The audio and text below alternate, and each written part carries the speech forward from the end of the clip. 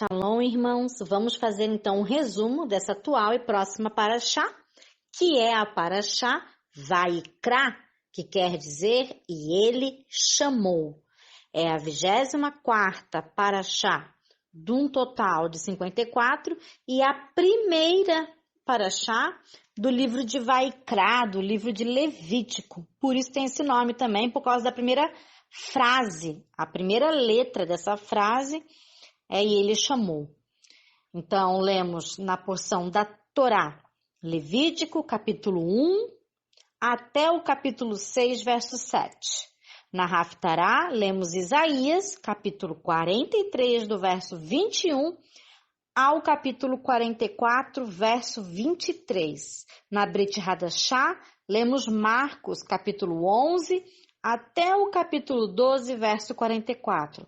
Então, nós começamos um novo livro da Torá e só na primeira frase de Vaikra, Levítico, há tanto que aprendermos como na tradição judaica. Há muito sod, há muitos segredos que os nossos rabinos, servos de Yeshua, nos ensinam. A porção começa com Levítico 1, verso 1. Chamou o Senhor a Moshe. Vaikra el Moshe, Vaidaser, Yud Rei Vav Rei, Elav Meir. Nesta frase, no original, em hebraico, temos o tetagrama, pulando de 8 em 8 letras, aludindo para o Mashiach, Yeshua, além do próprio Moisés também aludir a Yeshua, Jesus. É o livro bastante citado, inclusive, pelo próprio Yeshua e também pelo apóstolo Paulo. E, infelizmente, o livro mais mal interpretado pelos leigos. Vaikra significa chamar, ter um relacionamento, um amor verdadeiro, estar perto, próximo. É a primeira palavra dessa paraxá. E está escrito com a última letra, que é Aleph, bem pequeno esse Aleph. Vaikra com Aleph no final significa chamar, como já vimos, aproximar. Mas Vaikra sem o Aleph significa acontecer. Os rabinos dizem que Deus chamou Moshe porque estava perto e por isso se aproximou.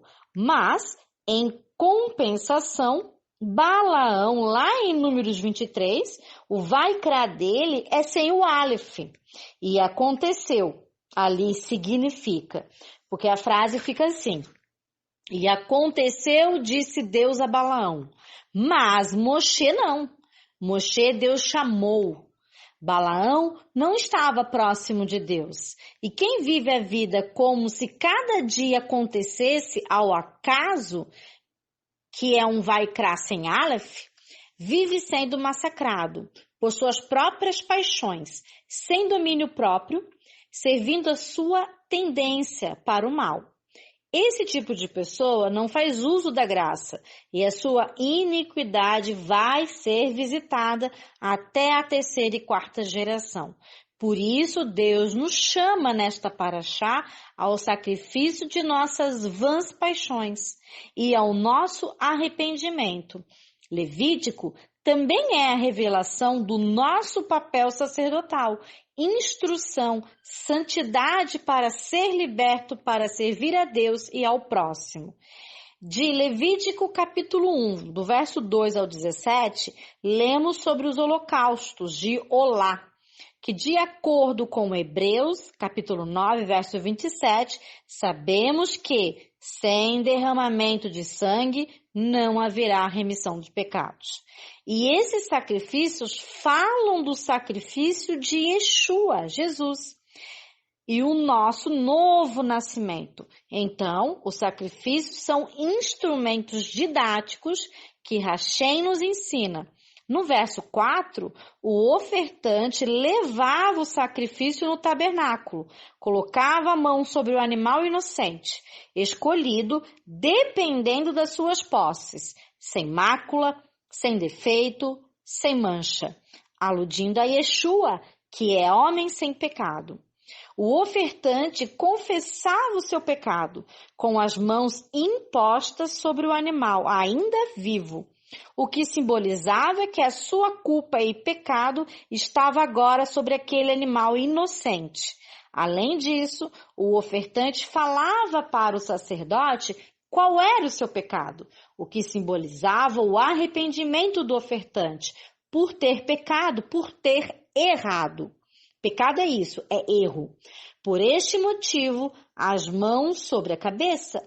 Havia logo após a degola daquele animal, o sangue do animal inocente era recolhido, pois é sagrado e representa o sangue do Messias Yeshua, a vida que Yeshua deu por todos nós, que era aspergido no altar e no ofertante também, aludindo à purificação e perdão do ofertante através do sangue de Yeshua.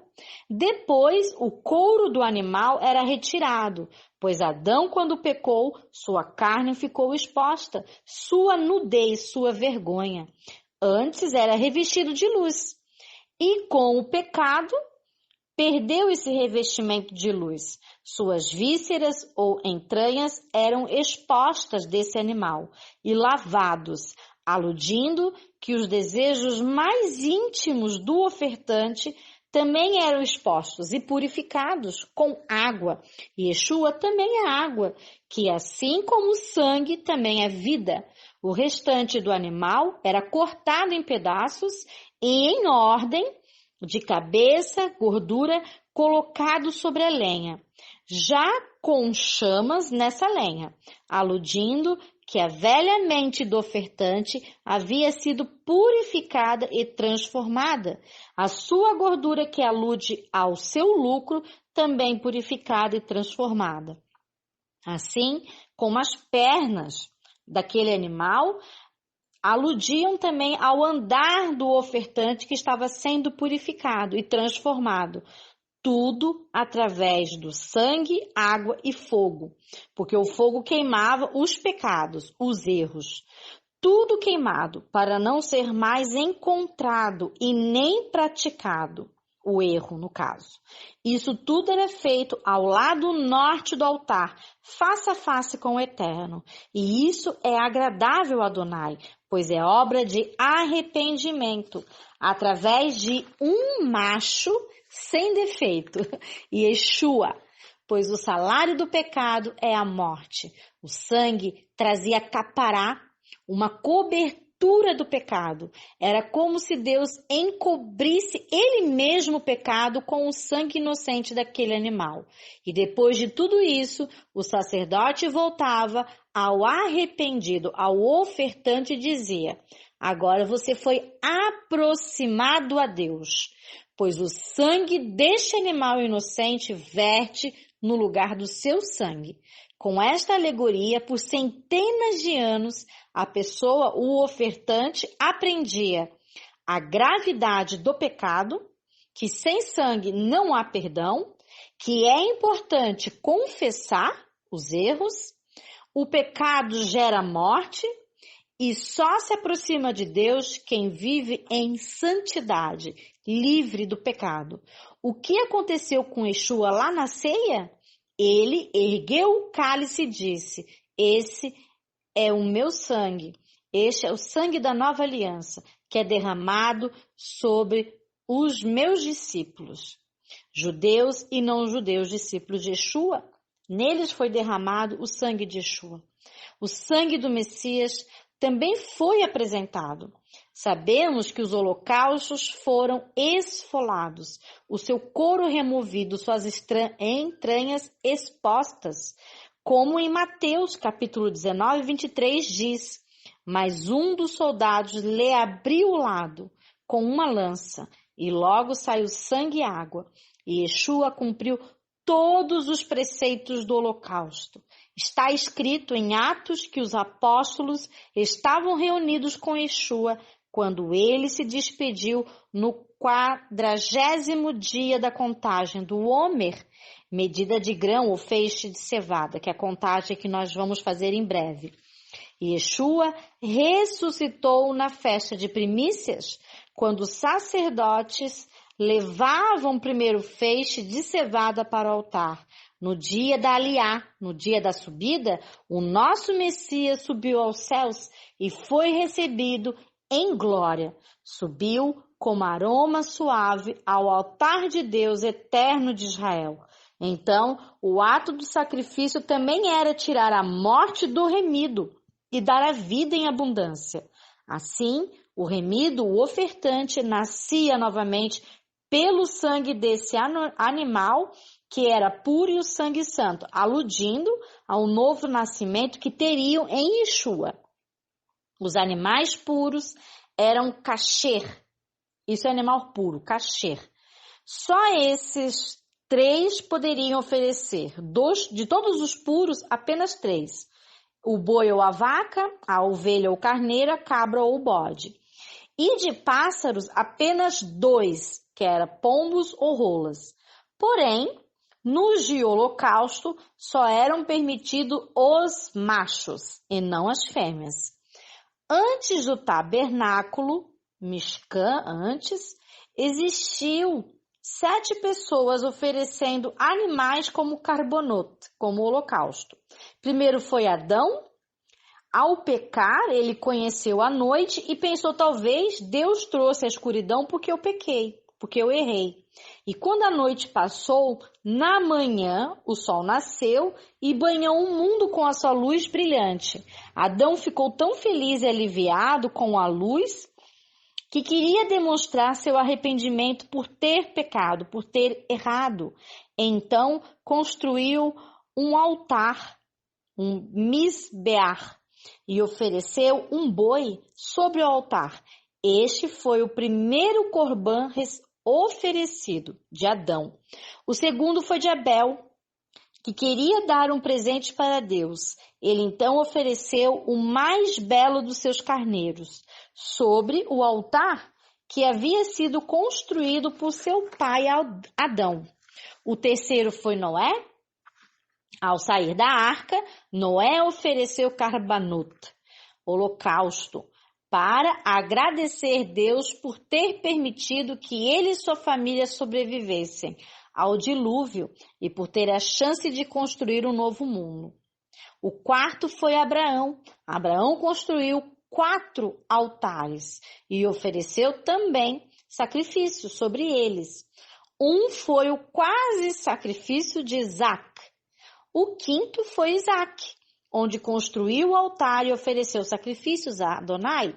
O sexto foi Jacó, que construiu 2 altares e ofereceu também sacrifícios sobre eles.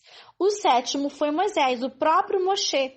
Ele ofereceu antes mesmo da construção do tabernáculo, ele já tinha construído. Pois lembram lá depois da batalha com Amaleque? Moisés fez um altar também e ofereceu sacrifícios.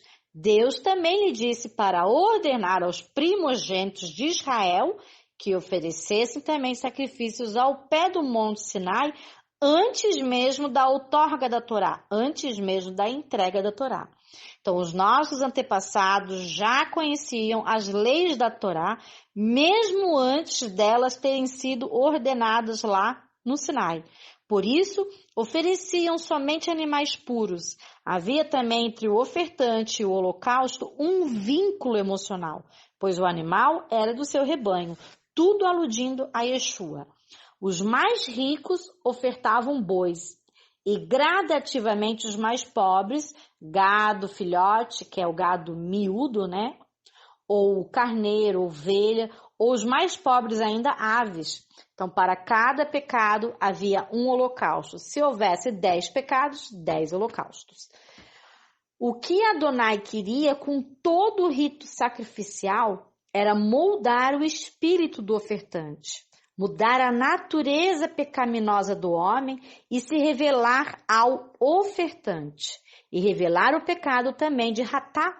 Os sacrifícios que deixaram de acontecer após a morte de Yeshua foram os sacrifícios que chamamos de Ratá, que são os diferentes tipos de ofertas pelo pecado, pelo erro, visando expiar as transgressões cometidas erroneamente pelo sumo sacerdote também, pela comunidade, pelo rei ou cidadão comum, desde o rico até o pobre. Haviam também os holocaustos de Acham, que são pela culpa trazida por aquele que se apropriou indevidamente de um utensílio sagrado, ou que tenha dúvida se transgrediu ou não um mandamento, ou ainda se jurou falsamente para prejudicar o próximo, e também os pecados involuntários. Então, Yeshua não anulou os sacrifícios pela culpa, pelo contrário, ele ofereceu um sacrifício eterno com a sua entrega no madeiro. Então, ele, Yeshua, apresenta até hoje o sangue dele que verte perdoando os seus pecados. E isso é eterno e de geração em geração. Temos um advogado nosso no céu. Os sacrifícios de Hatá, antes de Yeshua, apontavam para o sacrifício de Yeshua. Porém, expiavam cada pecado do transgressor. Mas o sacrifício de animais não tinha o poder de mudar a natureza verdadeiramente do homem. Tanto é que a pessoa estava sempre oferecendo o animal, sempre errando, pecando e oferecendo várias vezes vários animais. Porém, o sacrifício de Yeshua tem o poder de mudar a natureza do homem de uma vez por todas, como também poder de cobrir o pecado plenamente, a raiz do pecado, como a Torá já havia previsto lá em Jeremias 31, onde Deus prometeu que imprimiria sua Torá nos nossos corações e mentes. Isso foi feito através de Yeshua. Quando Yeshua morreu, houve o fim dos sacrifícios no templo de Hatá, de pecado.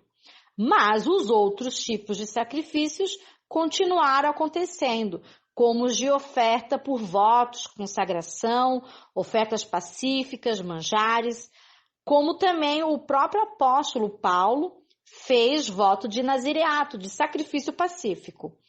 Hoje, devido a não ter mais o templo em Jerusalém, não é mais feito. Porém, quando Yeshua restaurar e construir o terceiro templo, os de ofertas pacíficas serão retomadas com o sacerdócio levídico, pois Yeshua é segundo o sacerdote de Melquisedeque e não revogou o sacerdócio levídico de Israel, que também é eterno. Em Levítico, capítulo 2, do verso 1 ao 15, lemos a oferta de manjares, o Korban Minhá, que quer dizer oferenda de refeição. Tinham 5 tipos de manjares, sempre preparados com farinha, azeite e incenso, colocados sobre o altar. Assim, a oferta de Minhá está relacionada com louvor e adoração ao Senhor, e também alude a Yeshua, também a gratidão. Podia ser assada, cozida ou frita. Minhá significa oferta, gratidão, tributo, honraria, dons. Era parte queimada e a outra parte ficava com o sacerdote. Era feito sempre à tarde, na hora do almoço. Até ao dia de hoje, os judeus têm a oração de Minhá. De todos os capítulos que falam de sacrifício, este é o único que começa com a palavra nefesh, quando uma alma se apresentar perante o Senhor. A palavra nefesh significa pessoa, alma, ou seja, quando um homem oferecia, ele estava oferecendo sua própria vida. E poderia ser, quando pobre, sua única refeição daquele dia. E era feito sem fermento, como Yeshua, que é o pão sem fermento. Sabemos que o fermento na Torá simboliza o pecado. Por isso o pão era sem fermento, porque Yeshua é pão sem fermento, é o homem sem pecado. E também sem mel, sem a doçura. Por isso não tinha pão com pecado, com fermento, e nem com mel com doçura. O pão era também feito com azeite de oliva, puro. Azeite simboliza o Espírito Santo, o óleo que o Mashiach é ungido. E sabemos que Yeshua é pleno do Espírito Santo. O incenso simbolizava as orações dos santos perante o altar do Senhor, a ação agradável. Tudo simbolizava que a oferta dada ao Senhor não pode ser contaminada com as coisas desse mundo, assim como Yeshua não foi contaminado. Yeshua representa uma vida completamente sem pecado, sem erro. Era uma oferta como memorial. Ela era salgada, o sal representa esse pacto com Deus para o homem voltar ao seu estado natural, como fora criado, sem pecado. Essa oferta, pão ou bolo, era partida e dividida, assim como Yeshua foi partido e dado aos seus. Oferta agradável a Deus.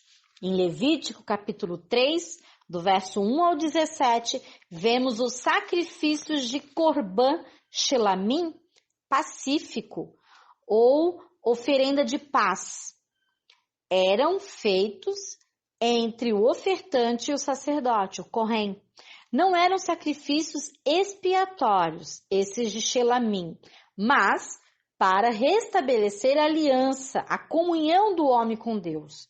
Um pacto de paz, prosperidade e sucesso. Poderia ser sacrificado qualquer animal, menos aves, neste de Shelamim. Neste também é necessário que imponha as mãos sobre a cabeça do animal, antes de sacrificá-lo. Isto, neste de Shelamim, nesse Corban, significava o mesmo que transmitir a alma do ofertante ao animal. A partir deste momento, Hashem começa a ensinar que haveria uma oferta vicária, ou seja, uma oferta substituta, que não era para perdão dos pecados, mas também profetizando que se alguém se consagra e se dedica a Deus, louvando-o e o adorando, com certeza terá shalom, terá paz. Um judeu oferece um shelamim quando está feliz e deseja comer carne com a família e os amigos, mas também quer tornar essa refeição sagrada ao compartilhá-la com Adonai e com os seus sacerdotes, trazendo paz e amizade a todos os envolvidos. Em Levítico, capítulo 4, do verso 1 ao 35, lemos sobre os sacrifícios de Ratá, pelo pecado de ignorância, primeiro do sacerdote, pois antes que o sacerdote começasse a receber os pedidos de perdão do povo, ele primeiro tinha que ter consciência e expiação dos seus próprios erros como sacerdote. Deve-se primeiro, então, avaliar a vida do dirigente, do líder. Nesse sacrifício, tomavam um novilho tenro e aspergia o seu sangue 7 vezes no véu do santuário. O mesmo véu do santuário que dividia o santo do santíssimo lugar, onde somente o sumo sacerdote entrava uma vez por ano. E que mais tarde, Yeshua rasgou esse véu, quando morreu no madeiro. 7 vezes era aspergido, aludindo a um perdão pleno, a um perdão completo que se seguiria. Também aos chifres do altar de incenso era colocado esse sangue dentro da tenda e também na base do altar do holocausto. Nos versos 13 e 21, vemos o sacrifício pelos pecados de Ratá, de ignorância da congregação, onde os anciãos da comunidade é que imolavam o novilho, e o sangue era aspergido também 7 vezes sobre as pontas do altar de sacrifício. O número 7 indica, então, na cultura hebraica, judaica, algo perfeito, pleno, completo. Aqui o perdão e purificação, então, eram completos e plenos, aspergidos sobre as pontas do altar, que era que ficava, né, no átrio, no pátio. O novilho também era queimado fora do arraial, e fora do arraial sabemos que Yeshua foi morto. Nos versos 22 e 26, lemos sobre o sacrifício pelos pecados de Ratá dos príncipes, ou seja, pelos líderes de cada tribo, chefes ou cabeça de cada das tribos. No caso aqui, os governantes, simbolizando também. Era sacrificado, então, um bode sem defeito, aludindo a Yeshua. O sangue era posto sobre os chifres e base do altar do holocausto. Nos versos 27 e 35, vemos os sacrifícios pelos pecados de Ratá por ignorância de qualquer pessoa comum. Era sacrificado uma ovelha sem defeito, fêmea. O sangue era posto sobre os 4 chifres e também na base do altar do holocausto. Por que do sumo sacerdote e sacerdotes e congregação era um novilho, um macho, e dos príncipes era um bode, macho? E por que de uma pessoa comum era uma ovelha ou uma cordeira fêmea? Primeiro, que pelo novilho ele tem mais sangue, e isso mostra que os pecados dos sacerdotes e da congregação trazem maiores consequências e maior dano, portanto, precisa de maior perdão, maior purificação, maior reparação, por isso mais sangue. Inclusive, no mundo espiritual também há um dano maior e precisa também de maior reparação. A todos os liderados e congregação, eles haviam algo, quando acontecia, né, do sacerdote errar, ou da congregação, esse dano era não só para o sacerdote, para a congregação, mas como a todos os seus liderados, toda aquela congregação, além dos sacerdotes. O bode, ele tem menos sangue que o novilho, trazendo um dano um pouco menor. Porém, esse dano era para toda a tribo, precisando também de perdão, purificação e reparação da tribo toda, por isso um bode. A ovelha ou a cordeira tem bem menos sangue que os outros, trazendo dano somente à pessoa e a toda a sua casa, toda a sua família. Por isso, necessitando também de perdão, purificação de si, daquele que havia pecado, mas também de toda a sua família. Mas por que a fêmea? Pois o papel da fêmea é a reprodução e união da família. Então, para cada tipo de dano, um animal, devido à sua quantidade de sangue também. O segundo motivo é que cada animal era uma representação de cada tipo de personalidade que o ofertante, a pessoa, tem. A finalidade de cada oferenda era de sacrificar a natureza humana, e isto aproximava a pessoa de Deus também. O primeiro, então, que poderia ser ofertado era o boi, que mostra o animal boi, né? Ele mostra a sua força com os chifres, chifrando e chutando. Então, ele representa aquele que sempre tem uma palavra áspera na língua, que fala com ironia, que gosta de ressaltar os defeitos do outro, evidenciando os seus próprios defeitos. Por isso o boi. O segundo que podia ser ofertado era o bode, cuja natureza desse animal é ousada. Porém, se quiser movê-lo do lugar, é impossível, a não ser que ele próprio queira. Então, o bode representa aquele que não aceita opiniões ou sugestões de outra pessoa, achando que sabe tudo e é teimoso, obstinado em suas convicções. Isso obedece a ele próprio, não obedece a ninguém, muito menos obedece a Deus. O terceiro animal era a ovelha.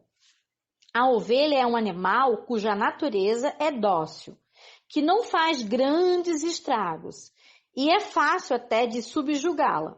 Porém, tem um apetite insaciável. O ser humano que se compara à ovelha é uma pessoa boa, por natureza, sem defeitos aparentes. Mesmo assim, tem que trabalhar para se refinar nas pequenas coisas. Cada pessoa tem que trabalhar e refinar o seu temperamento como ovelha. A sua natureza, os seus instintos e ações particular naturais. Ou seja, aqui a ovelha ela representa quem sabe controlar as suas vontades, subjugar as suas paixões, refinar os seus instintos naturais e, com o tempo e esforço, transformar como a de Yeshua a sua própria natureza, obedecendo ao bom pastor. Então, no capítulo 5 de Levítico, de Vaikra, do verso 1 ao 13, lemos sobre os sacrifícios pelos pecados de Ratá, de testemunho que oculta fatos, ou até mesmo tocar em oculto em algo imundo, ou jurar por algo que não se sabe, que ainda é algo oculto. Então, era sacrificado um novilho ou cordeira, ou ainda uma cabrita, ou 2 rolas ou 2 pombinhos. O sangue aspergido sobre a parede do altar e o restante fazia correr o sangue à base do altar.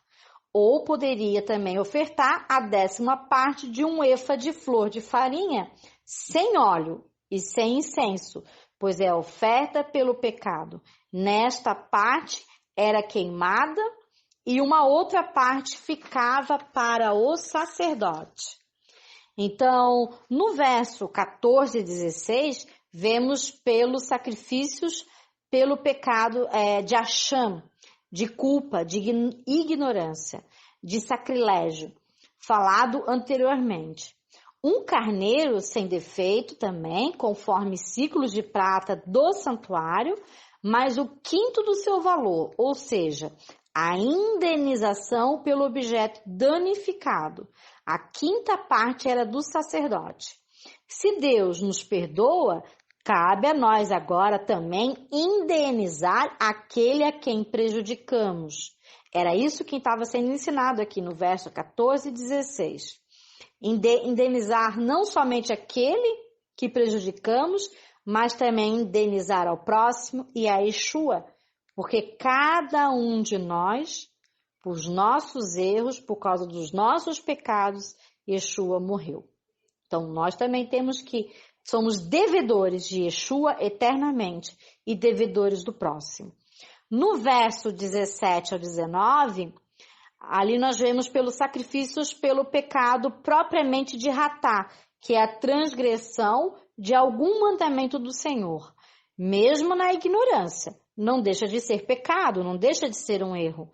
Então, era ofertado um carneiro sem defeito, aludindo aqui também a Yeshua. Tudo aqui está sendo aludido a Yeshua. No capítulo 6, do verso 1 ao 17, vemos sacrifício pela culpa de Acham, de pecados voluntários. Esse é o terceiro tipo de pecado pelo qual é exigido restituição pela culpa do pecado. Aqui se tem o dolo, a intenção de prejudicar alguém no tocante ao roubo, penhor, depósito, ou mesmo se tiver oprimido ao próximo. Então, a restituição era feita do objeto por inteiro, também acrescido da 5ª parte do valor. Assim, aquele que fizesse esse pecado para ganhar mais, sairia perdendo. Assim, havia reparo da culpa e justiça a quem foi lesado. Porque o Eterno é justo, onde há amor tem que haver justiça. E o Eterno é amor e justiça. Então, vimos aqui na porção da Torá de Levítico, de Vaikra, 5 tipos de korban, que é os sacrifícios, né? Tanto de olá, que é de holocausto, que era feito voluntariamente. Vemos também os de minhá, que é de manjares, também era feito de forma voluntária. Vemos também os shelamim, que era pacíficos, que também era feito de forma voluntária. E vemos também o de Ratá, que era pelo pecado propriamente dito, esse era obrigatório e não voluntário.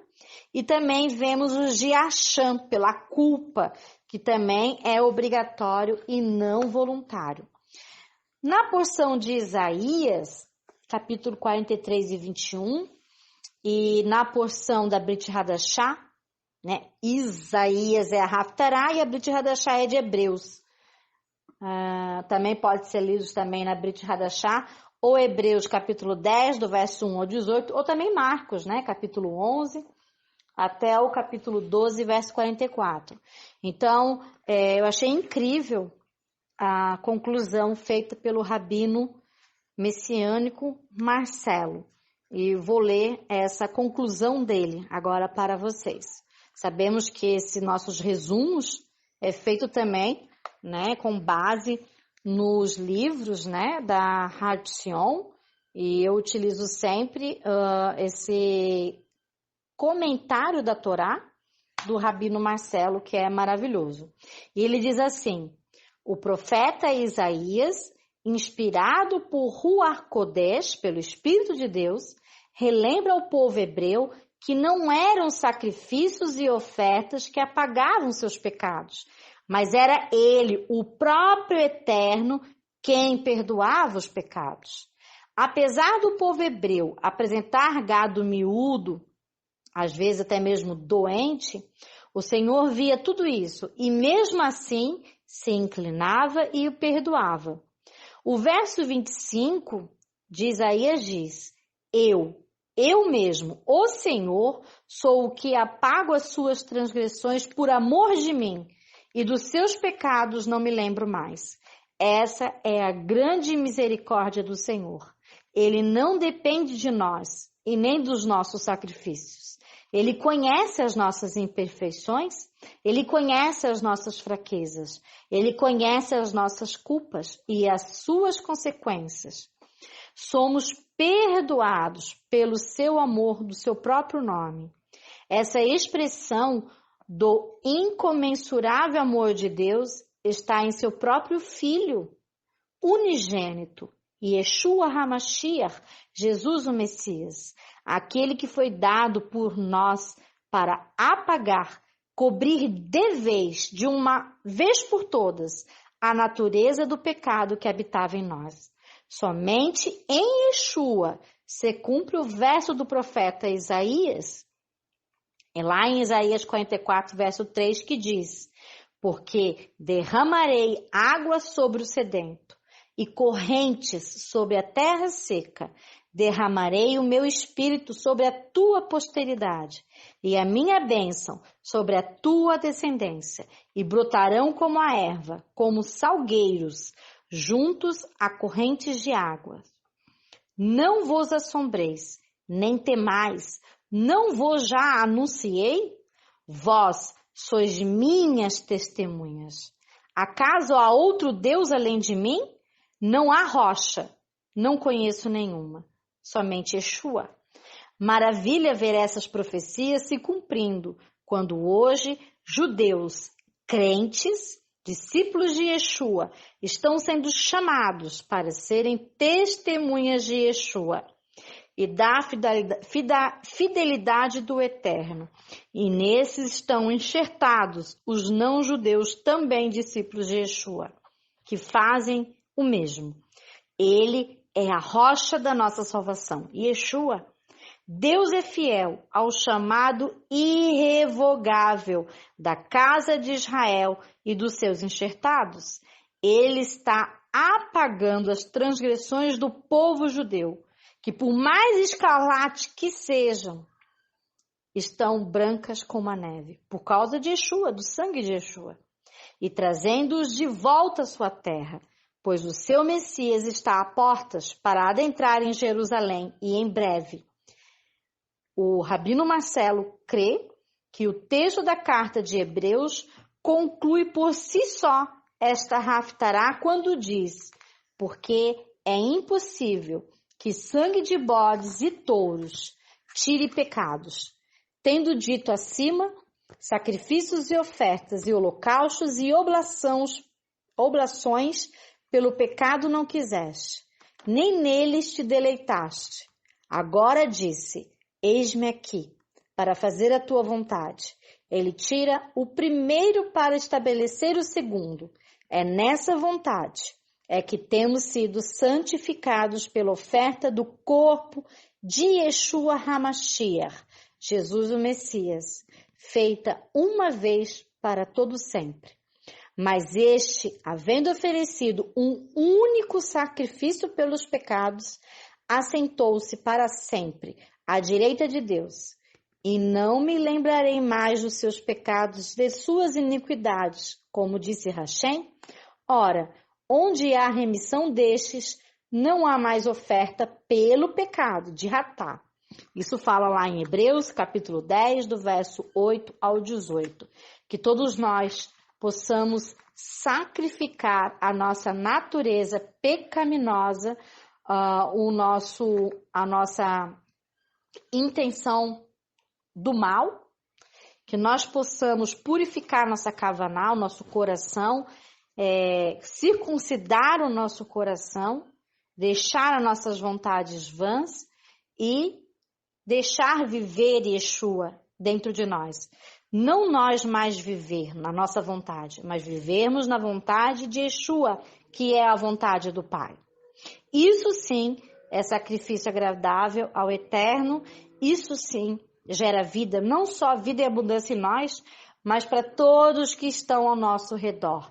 E com isso possamos então contagiar a luz de Yeshua ao próximo, porque não resplandecemos a nossa luz, mas nós resplandecemos a luz de Yeshua, a vontade do Pai. E que assim seja então para todos nós, que vocês, irmãos e irmãs, venham a ver os vídeos dessa Parashá Vaikra do Ministério Ensinando de Sião, e venham também a estudar essas porções, lê-las também, e assim o Eterno vai fazer a obra no coração de cada um de vocês, nas suas famílias também, mas primeiro, dentro de vocês, né? Porque o sacrifício aqui é individual, e assim Yeshua possa habitar em cada um de vocês. Shalom, shalom, e bons estudos a todos!